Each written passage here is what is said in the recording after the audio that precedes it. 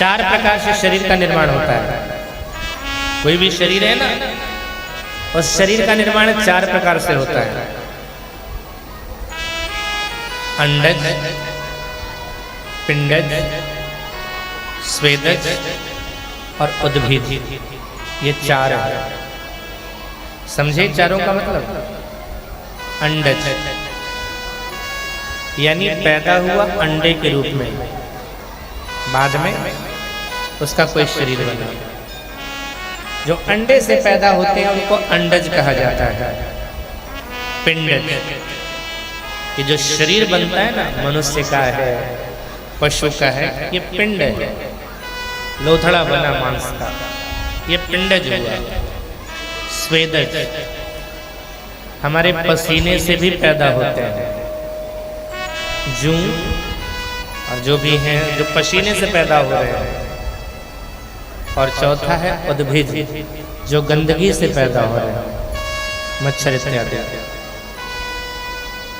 सावधान रहना चाहिए। आज लगता है ना मुझे, एक बचपन में मैंने ऐसे कहानी सुनी थी, आज वो सच लगता है, साबित हो रहा है कि एक बार एक मच्छर गया भगवान के पास। बोले सरकार, ये मनुष्य ना हमें बहुत सताते हैं, मार देते हैं, हमारा भी कुछ करो, हमें मार ना पावे। हम भी ये मारते हैं हमें, तो हम मर जाते हैं, तो हम भी इनको मारे तो ये लोग मर जाते हैं। तो भगवान ने कहा कि भाई एक काम कर, जिस दिन मनुष्य का एक थप्पड़ तू बर्दाश्त कर जाएगा ना, उसी दिन तुझे ये वरदान प्राप्त हो जाएगा। और मुझे लगता है शायद किसी मच्छर ने ये कारनामा कर दिखाया, तभी तो आजकल काटते हैं तो हो जाता है डेंगू, और डेंगू बनती है मृत्यु का कारण। तो ये जो मच्छर इत्यादि पैदा हो रहे हैं, मक्खियां पैदा हो रही है, ये गंदगी से पैदा हो रहा है। तो ये चार प्रकार के जीवों की उत्पत्ति के हैं, और इनमें 84 लाख योनियां हैं, अलग अलग शरीर हैं। मानव का शरीर उन 84 लाख योनियों में गुजर जाने के बाद प्राप्त होता है। ध्यान रखना, मानव का शरीर बहुत भाग्य से मिलता है। और इस मानव के शरीर को प्राप्त करने के बाद तुलसी बाबा ने क्या कहते हैं?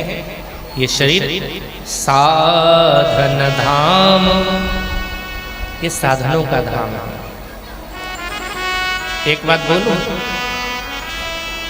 जो सुविधा, जो लाभ मानव शरीर से आप ले सकते हो ना, देवता भी अपने शरीर से, जिस शरीर में है वो देवता भी वो लाभ नहीं ले सकते।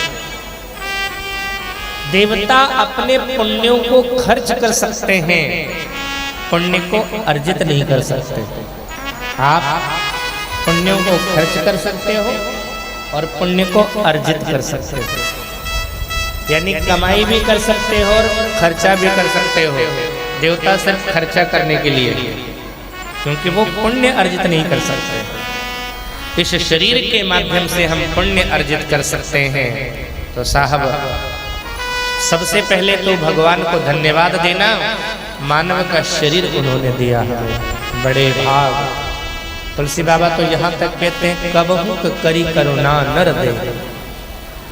भगवान जब करुणा करता है ना, कृपा करता है, तब मानव का शरीर देता है। इस शरीर को प्राप्त करके कार्य ऐसा करो साहब, मानव के शरीर को प्राप्त करने के बाद ये मानव शरीर तब सफल माना जाएगा जब इसके बाद किसी और शरीर में जन्म न लेना पड़े। इस मौत के बाद फिर और दोबारा न मरना पड़े। सफल तब है हमारा जीवन। ये नहीं कि इस मानव योगिनी से हम निकले और फिर वही कीड़ा मकोड़ा कुत्ता बिल्ली बने 84 लाख योनियों में भ्रमे। ये हमारे जीवन का लक्ष्य नहीं। और हमारे जीवन का कल्याण कैसे हो सकता है?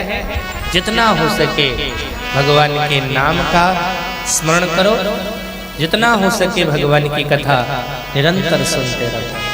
तो आज भगवान पुनः हमें अवसर दिए, मानव का शरीर मिला, भारतवर्ष में शरीर मिला, भगवान की जन्मभूमि लीला भूमि के आसपास शरीर मिला, और यदा कदा भगवान अपनी कथा भेजते रहते हैं हमारे जीवन में।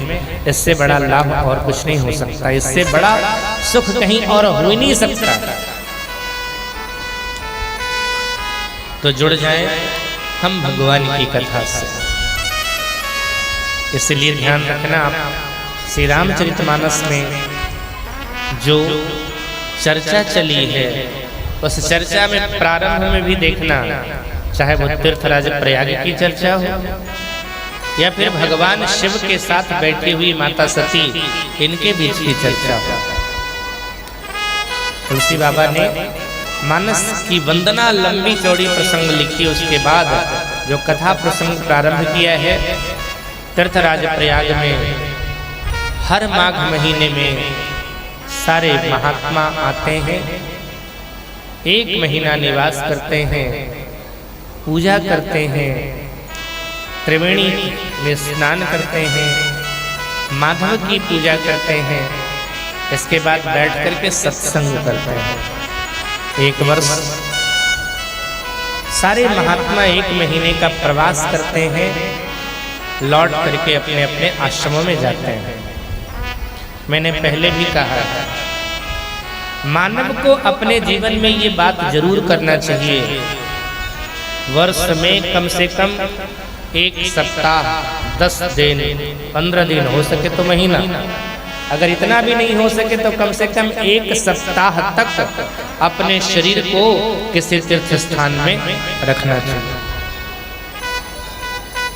उससे क्या होगा साहब, जाने अनजाने में बहुत पाप हमने कर रखा है। कुछ पाप जानबूझ करके करते हैं, कुछ पाप अनजाने में होता है।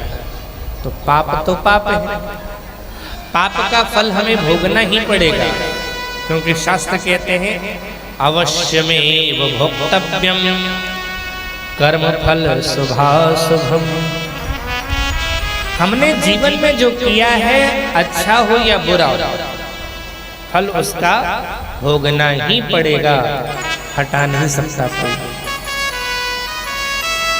ये जो बीच में चल पड़ी है बात ना, कि कुछ पूजा पाठ कर लेंगे, कुछ दान धर्म कर लेंगे तो हमने जो पाप किया है वो कट जाएगा। शास्त्र कहता है भोगना ही पड़ेगा। शब्द है अवश्यमेव भोक्तव्यम, अवश्य ही भोगना पड़ेगा, उसको कोई हटा नहीं सकता।